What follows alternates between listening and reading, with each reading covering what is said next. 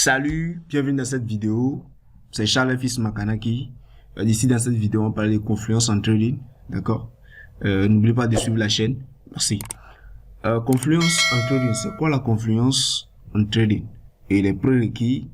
D'abord, la confluence en trading, c'est d'avoir plusieurs signaux. D'accord. Mais dans le même sens.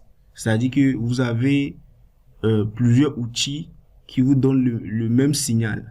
C'est-à-dire, tous vos outils, par exemple, vous donnent de faire buy en même temps, en fait. C'est là que vous avez la confluence. Et la confluence, pourquoi vous avez besoin de la confluence? La confluence, c'est un des éléments importants que vous avez besoin dans le trading. C'est très, très important. Pourquoi? Suivez bien la logique, parce que la confluence vous permet de savoir aussi que d'autres traders ont vu le même setup que vous. Vous voyez? Et cela, déjà, vous, en tant que débutant, vous rassure, vous donne la confiance. D'accord? Ça va dépendre de tout ce que vous voulez. Vous avez plein d'outils. On a plein d'outils aujourd'hui. Donc, si, peu importe, d'accord? Ce qui est important dans cette vidéo, c'est de comprendre la confluence, d'accord? Donc, vous pouvez combiner ce que vous voulez, d'accord? Donc, les prérequis, d'abord, il faut maîtriser chaque outil que vous utilisez. Il faut maîtriser chaque outil que vous utilisez. Et si vous ne maîtrisez pas ce que vous utilisez, laissez-le, ne le mettez pas dans votre trading. Ça, mais c'est très important. Maintenant, utilisez au moins deux outils d'analyse technique, parce que pour avoir la confluence, il faut, j'ai dit bien, c'est en fait la convergence des signaux, d'accord, de plusieurs outils. Hein? Il faut au moins deux outils, d'accord. Il faut au moins deux outils qui disent faites buy ou bien faites sell en même temps. C'est là où on va parler de vous avez la confluence. Maintenant, vérification des signaux selon chaque outil. Est-ce que cet outil que j'utilise, que je maîtrise très bien, est-ce que cet outil-là me dit de faire buy à cet instant? Est-ce que, selon les paramètres que je connais de mon outil, est-ce que c'est en ce moment-là que je dois faire buy ou bien en ce moment je dois faire sell? Donc, chaque outil doit te permettre d'avoir le même signal. Si un outil te dit, bon, fais buy et l'autre te dit fais sell, là, par exemple, c'est la divergence des signaux. C'est pas la confluence. Ouais. Donc, si un outil que tu utilises te dit faire buy et l'autre te dit faire sell, là, faut faire buy et l'autre outil te dit faut faire buy, là, tu as la confluence des signaux. D'accord? Bon, je vais expliquer ça avec des outils que vous connaissez déjà, que peut-être vous avez déjà utilisé et tout. D'accord?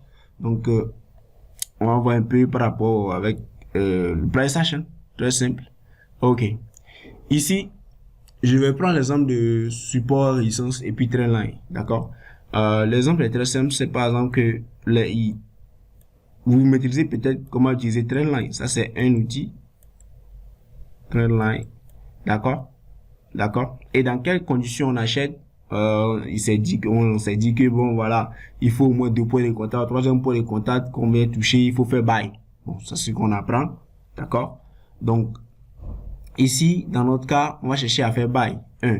Et maintenant, on a appris aussi que il y a cassure, retest des supports, résistance et tout. Donc ici, par exemple, la résistance là a été cassée et au moment où le marché vient tester la trendline en même temps, il vient tester aussi le support. Là, ça fait deux éléments qui nous disent de faire buy. Parce que le support, c'est pour faire buy. Vous comprenez? C'est pour faire buy. Et la trendline aussi, elle est là. Elle aussi nous dit de faire buy. Donc, dans ce cas-là, on a la confluence de signaux. Quelqu'un aussi peut utiliser le Fibonacci. D'accord? Par exemple, il a décalé son Fibonacci d'ici à ici, comme ça. Et il voit que le marché retrace peut-être 62% du mouvement. Il va chercher à faire buy. Et en même temps, et peut-être il a remarqué que bon, il y a un order block par ici. Ou bien, il y a un chiffre rond ici. Donc, ça lui donne de la confluence. C'est ce que ça veut dire. Juste ça. D'accord? Je vais encore expliquer avec d'autres éléments. D'accord? Voyons d'abord pour le price action et je vais expliquer avec un autre élément encore. D'accord? Les indicateurs là un peu. D'accord? Ici, par exemple, c'est la même chose. Quelqu'un qui utilise la trendline et peut-être l'autre lui utilise seulement support, résistance et autres. D'accord? Mais peut-être toi, par exemple, tu maîtrises comment on utilise les deux. Donc, tu vas combiner les deux dans ton trading. D'accord? Et si les deux te disent en même temps, bah voilà, fais celle ici. D'accord? trendline te dit faire sell, la résistance te dit faire sell. Donc là, tu as la confluence de signal. Donc, je vais expliquer un peu avec les indicateurs. Par exemple, tu utilises le RSI. D'accord? Selon ce que beaucoup ont dans des vidéos sur Internet, quand on dit on est au-dessus de 70%, parce que je ne bosse pas comme ça, voilà pourquoi je dis ce qu'on apprend oversell, overbuy plutôt, c'est comme ça vous l'appelez, d'accord, voilà, et quand on est en bas de 30%, vous appelez ça oversell, là, c'est ça non? Donc quand le RSI il est où? Il est en haut ici, ça veut dire overbuy, donc dans ce cas tu vas chercher à faire sell, d'accord, c'est ça non?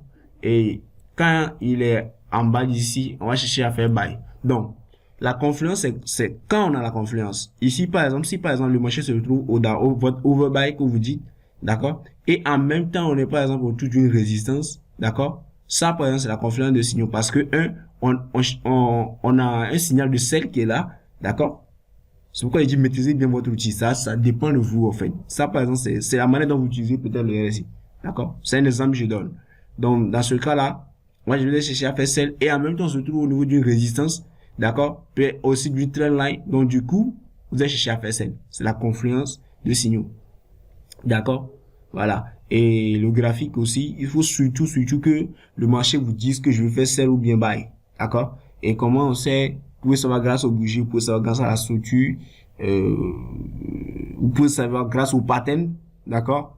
Le market maker et autres, d'accord? Stochastique aussi, d'accord? Beaucoup utilisent ça. Bon, il a dit que bon, quand ça croise comme ça en haut, d'accord? Quand le stochastique se croise comme ça veut dire qu'on veut aller en sell.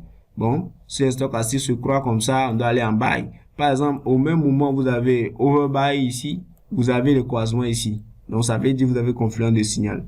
Et si par hasard aussi sur le graphique, vous avez, surtout au niveau d'une résistance ou bien du haut d'une trendline, donc ça veut dire que la quantité est testée à une trendline, d'accord, ça veut dire que vous avez la confluence de signal. Même chose, si par exemple on se trouve à oversell et que le stochastique aussi se croise, voilà, et on est surtout au niveau des supports et trendline aussi comme ça, donc voilà.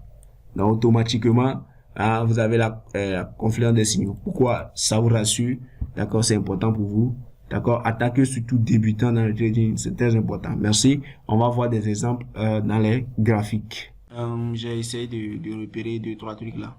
Ici, comme quoi on a noté peut-être bon support, si on va dans le passé toujours support. Ici, on a support. Donc du coup, par exemple la trendline aussi on a déjà. En fait, il y a quelque chose d'abord. Faut bien maîtriser ce que vous utilisez. Un point de contact. Trendline on connaît point de contact. Je vais pas faire coup de ces trucs. Peut-être que tu utilises deux points de contact. Ok. J'ai mes deux points de contact. J'ai tracé ma trendline. C'est là. Deux. J'utilise peut-être l'outil le Fibonacci. Donc je déclare par exemple mon Fibonacci de là à là. D'accord. Donc j'attends le retracement. Et voilà. Ici par exemple on a le retracement qui vient peut-être aboutir. Ça dépend de chacun. C'est quand tu utilises. Au niveau des séquences, d'accord, ça c'est la confluence de signaux. On est pratiquement à la trendline. Et là le marché remonte. Il revient toucher encore la trendline. Ça peut-être, tu peux ajouter comme deuxième point d'entrée même d'ailleurs. Et bon voilà. D'accord. Là c'est la confluence de signaux. 1. Support. 2.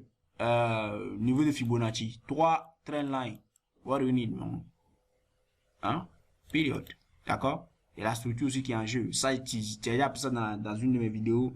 Comment t'es cassé et retest d'un support d'essence. Des supports d'essence, merci. Donc ici, on va un exemple de sel aussi. D'accord? Ici, j'ai mon point 1, 2, point de contact. J'ai déjà testé ma train là, j'ai projeté dans le futur. Et le marché, peut-être, il vient ici maintenant. Quand il vient ici, d'accord? J'ai quoi? J'ai le marché qui touche le niveau 62%, etc. D'accord? Dans une zone importante pour moi. D'accord? Et voilà. Et bah voilà. Ça fait confluence de signaux encore. D'accord? On n'a pas besoin de 10 000 outils. Voilà. On a ici. J'attends le retracement. Maintenant, il fait celle pour descendre. Comme je l'avais dit, le niveau 62% est un niveau très très important. Et très souvent, quand le marché touche net, il redescend net en même temps. D'accord? Très souvent. Et en même temps, ces deux cas que j'ai montés, vous allez remarquer peut-être aussi ça. D'accord? Ça vous permet quand on dit, ah bah, j'ai regardé croisement et tchitcha, bon, ça a croisé combien de fois?